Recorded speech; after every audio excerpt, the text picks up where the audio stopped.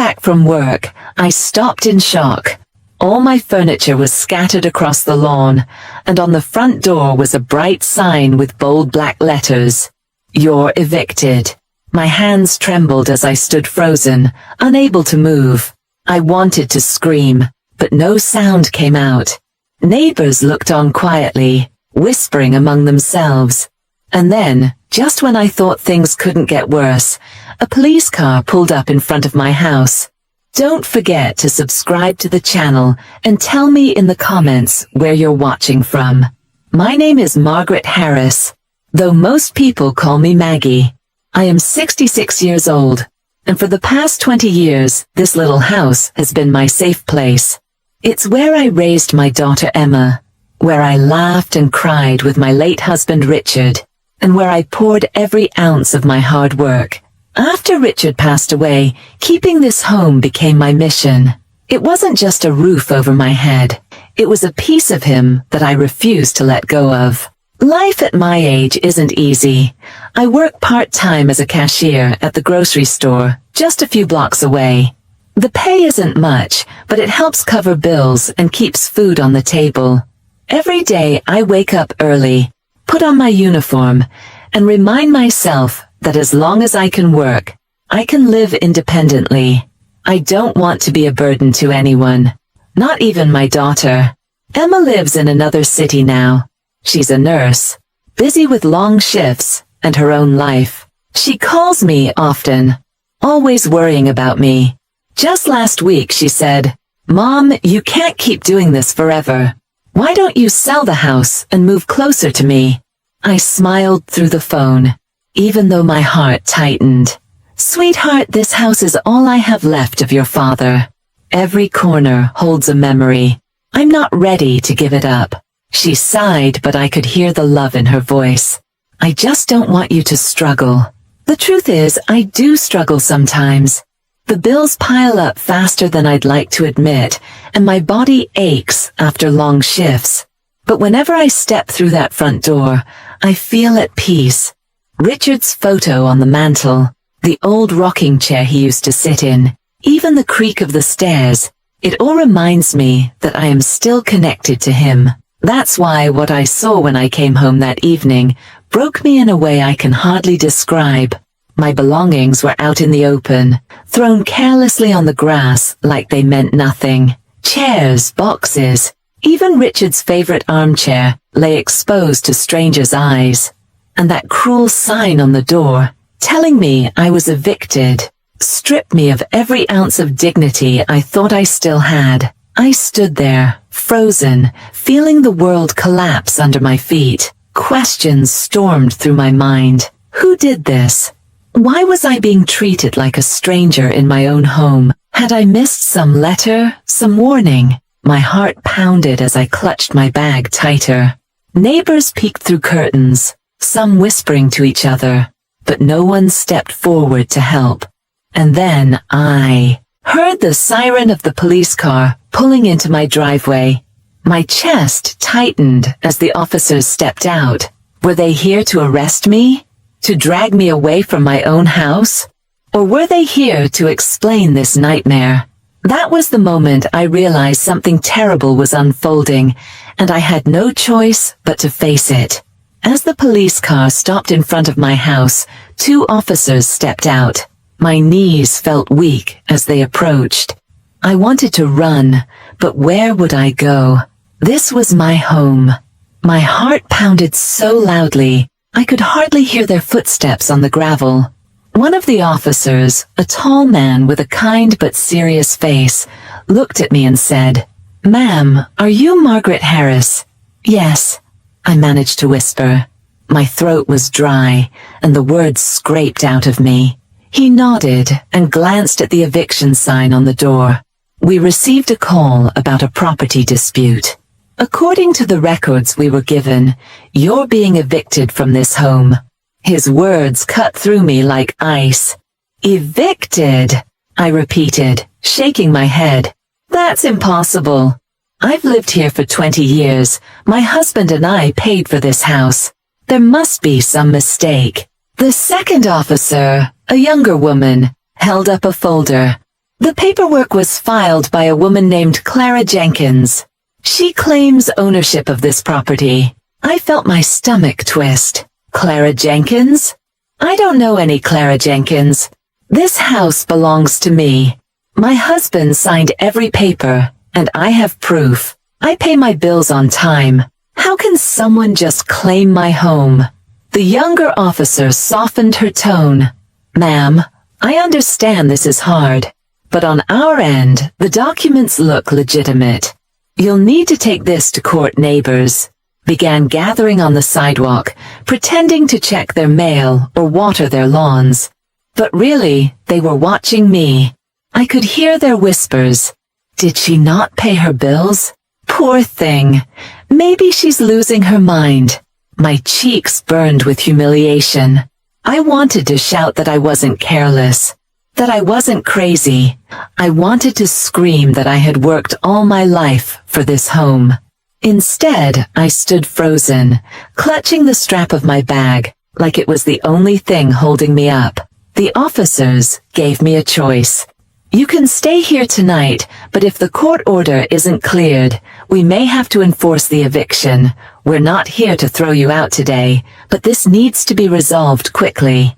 Their words gave me little comfort. The idea of losing my house, of sleeping somewhere else, of watching strangers walk through the front door that Richard and I once painted together, it broke something deep inside me. I walked slowly across the lawn, staring at my furniture lying out in the open, boxes of old photos, the quilt my mother had made for me, the armchair Richard loved. It felt like my life had been spilled into the street for everyone to see. My neighbors didn't see my memories. They saw junk. I bent down and picked up a picture frame that had fallen sideways. It was a photo of Richard holding Emma as a baby, both of them smiling at me behind the camera. My hands shook as I held it close. Tears blurred my vision, but I refused to let them fall in front of the crowd. One of the officers placed a hand on my shoulder.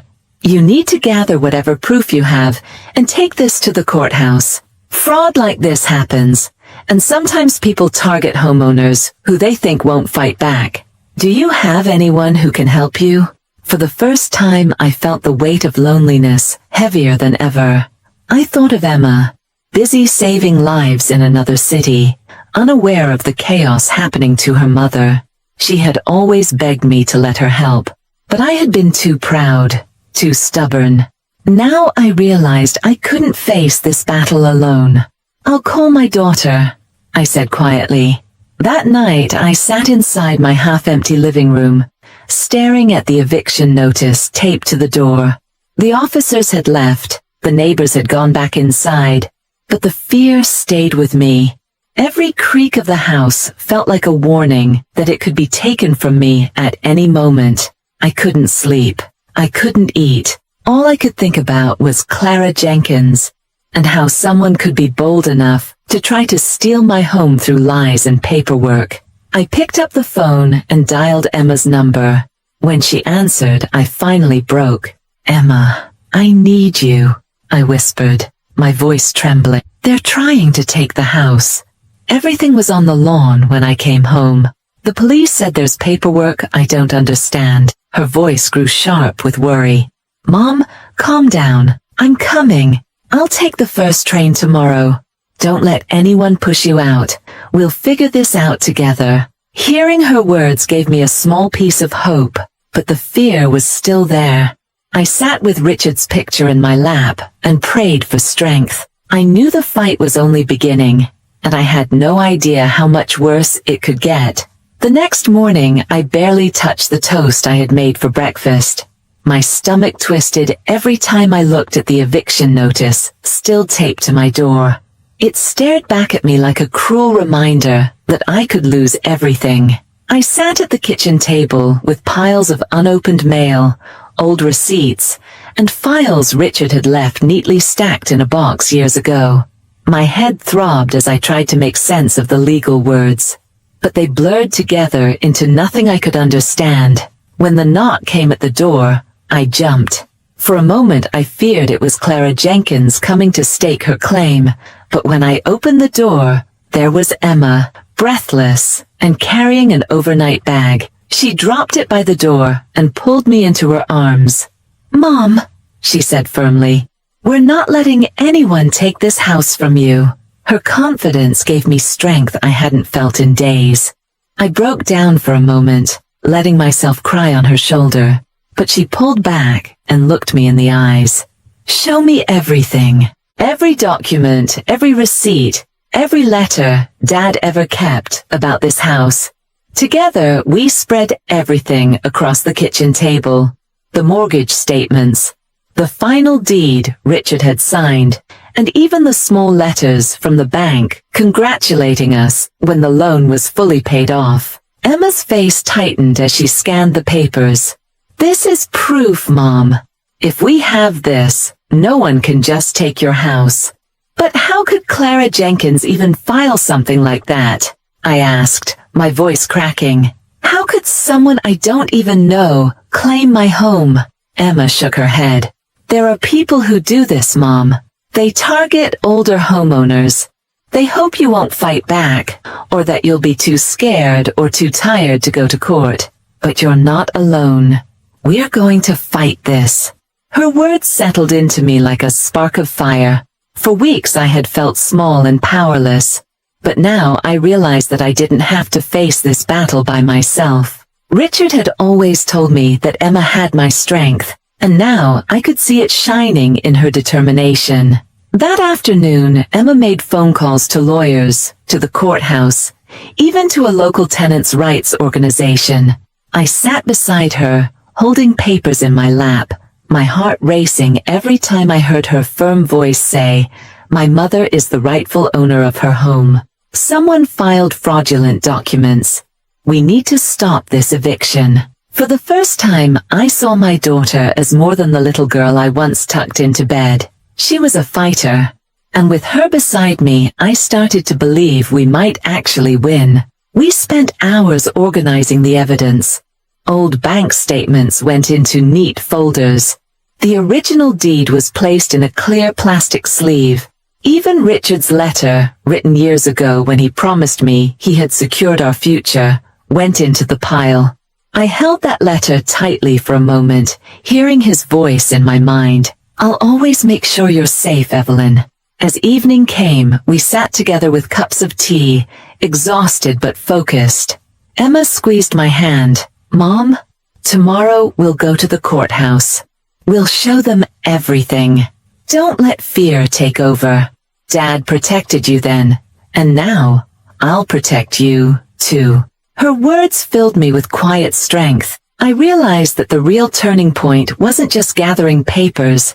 It was making the decision to stand up and fight. I had spent so long trying to be independent, to never ask for help.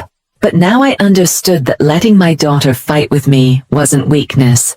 It was love. That night, as I lay in bed, I thought about the life Richard and I had built. This house was more than walls and furniture.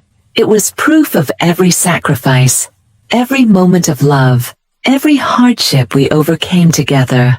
No fraud, no cruel stranger could erase that. For the first time since the nightmare began, I closed my eyes and whispered into the quiet, "We're going to win this."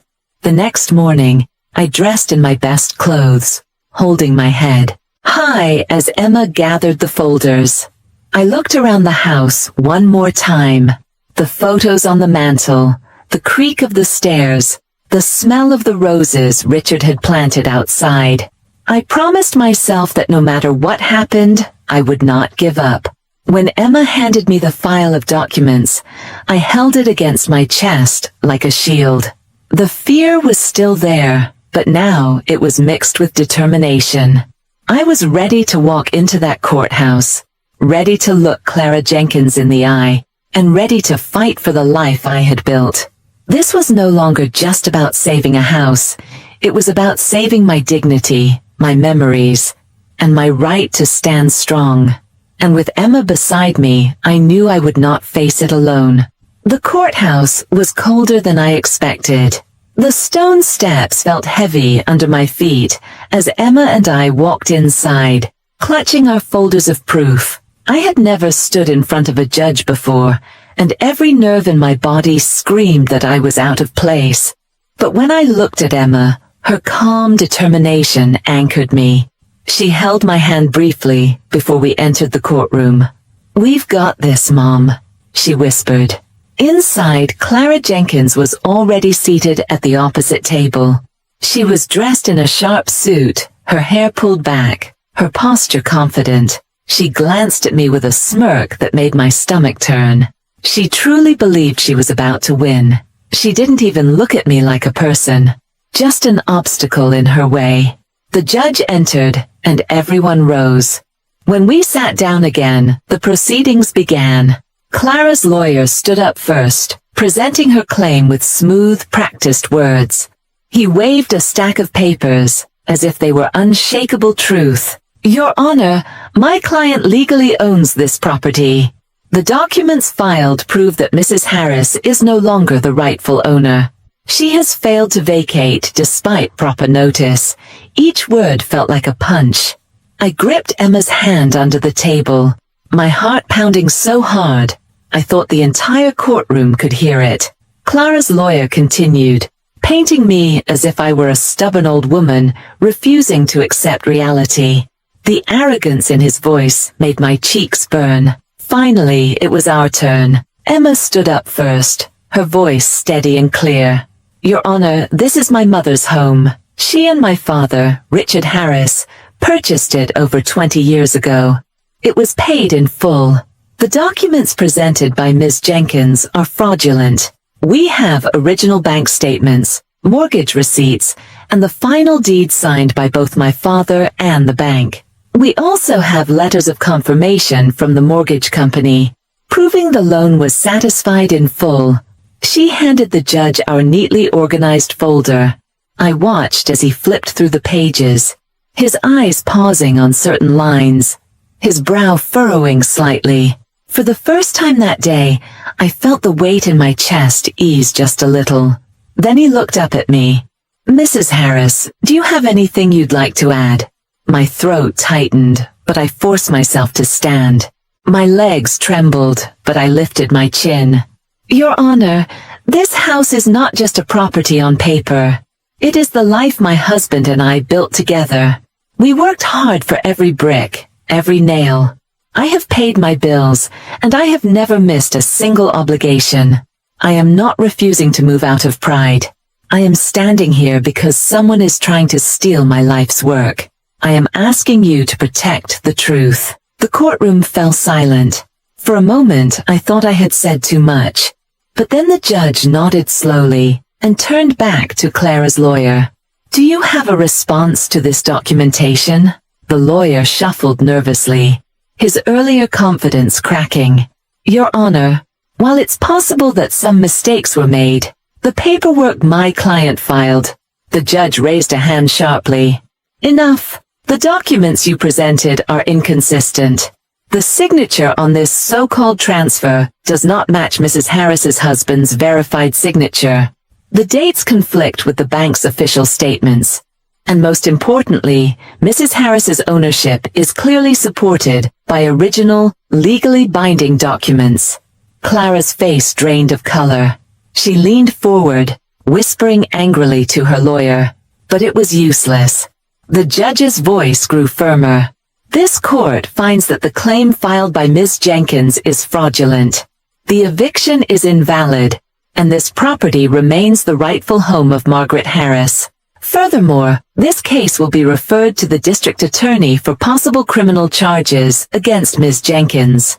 The words washed over me like a wave of relief. My knees nearly gave out. But Emma squeezed my hand, her smile wide with pride. I couldn't stop the tears that finally fell, not from fear this time, but from gratitude. Richard's promise had been kept. Our home was safe. Clara stood abruptly, her face twisted with rage. "This isn't fair. She's just an old woman clinging to the past. You can't do this." The judge's gavel struck hard. "Enough." This matter is settled. Bailiff, please escort Miss Jenkins out." As Clara was led away, her voice faded into bitter mutters, but no one listened. The courtroom's focus was on me now. Neighbors who had come to watch smiled and nodded, some even clapping softly. For the first time in weeks, I felt seen, not as a victim, but as someone who had fought back and won. When the judge dismissed us, I walked out of the courtroom with Emma at my side. The sunlight outside felt warmer, brighter, as though the world had given me back my dignity. Reporters had gathered, asking questions about fraudulent evictions, but I barely heard them. I was too busy breathing freely again. Emma turned to me, her eyes shining. "Mom, we did it." Dad would be so proud. I smiled through my tears, clutching the folder of proof to my chest. We kept our home, Emma. We kept it walking out of the courthouse that day. I felt as if 1,000 pounds had been lifted from my shoulders. The sun warmed my face, and for the first time in weeks, I could breathe without fear pressing down on my chest. Emma walked beside me, holding my arm, steadying me in every way. Around us, people congratulated me, strangers and neighbors alike, some even calling me brave. But deep down, I didn't feel like a hero. I felt like a woman who had been tested in the cruelest way and had somehow found the strength to stand tall. When we returned home, my heart ached at the sight of my furniture still scattered on the lawn. Some pieces were scratched, boxes had been opened, and memories lay exposed to the world. But this time I didn't see humiliation. I saw survival. Each item would be carried back inside, not as a defeat, but as a symbol of what could not be stolen. Neighbors came over quickly, offering to help move everything back in. Mr. Carter from across the street lifted Richard's armchair as carefully as if it were glass. Mrs. Brown, who had whispered doubts the day I was thrown out, pressed my hand and said, "We misjudged you, Maggie. You showed us all what it means to fight for what matters." Her words brought fresh tears, but I held my head high. I realized that standing up for myself had not only protected my home, but had also reminded the community that older women like me are not weak, not invisible. We carry strength in ways others don't always see. Emma insisted on staying for a few days. Together, we unpacked boxes, set things back in order, and repaired what had been damaged. Late at night, we sat on the porch sipping tea, the house behind us glowing warmly in the light. "Mom," Emma said softly, "I'm proud of you. You've always been my rock, but today you showed me just how powerful you really are." I smiled at her, brushing away tears. I didn't feel powerful, Emma. I felt scared every step of the way. But your father's voice kept echoing in my heart. He always promised he'd take care of me, and I realized the best way to honor him was to fight for what we built. That night, I walked through the house alone after Emma went to bed. I touched the walls, the framed photographs, the quilt folded neatly on the couch. Every part of the house whispered of the life Richard and I had shared. And now, thanks to courage I didn't know I had, those memories would remain in the place where they belonged. In the weeks that followed, the story spread. People in the neighborhood began stopping me at the store where I worked, telling me they had heard about the case, that they admired me for not giving up. Some even asked me for advice on protecting their own homes. I became more than just the widow who lived alone. I became an example that no one is too small to fight back against injustice. Clara Jenkins disappeared from the community soon after the court ruling. Rumors swirled about investigations into her other dealings, and though I did not celebrate her downfall, I felt justice had finally caught up to her. She had tried to take everything from me, but instead she had exposed her own greed. Emma began visiting more often. She still had her life and career in the city, but she called daily, and every few weekends she would return to spend time with me. Our bond grew stronger than it had been in years. The crisis had forced me to accept her help, but it had also reminded her that I wasn't invincible. We needed each other, and that realization brought us closer. One evening, as the sun set and painted the sky in shades of pink and orange, I sat on the porch and whispered to Richard's photograph, "We kept our home, love. We kept it." In that moment, I felt his presence so strongly, as if he were sitting in his chair beside me, smiling in quiet pride. The lesson I carried with me was simple but powerful. Never let fear convince you to surrender what you've earned, and never be ashamed to ask for help from those who love you. Greed may roar loudly, but truth and loyalty always stand stronger. I know life will continue to test me, but now I also know that I have more strength inside me than I ever believed. And whenever doubt tries to creep in, I only have to look at the house around me to remember that I am not powerless. I am a survivor, and this home is proof. If this story touched your heart, make sure to subscribe to my channel and tell me in the comments where you're watching from. I would love to hear your thoughts and your own stories too.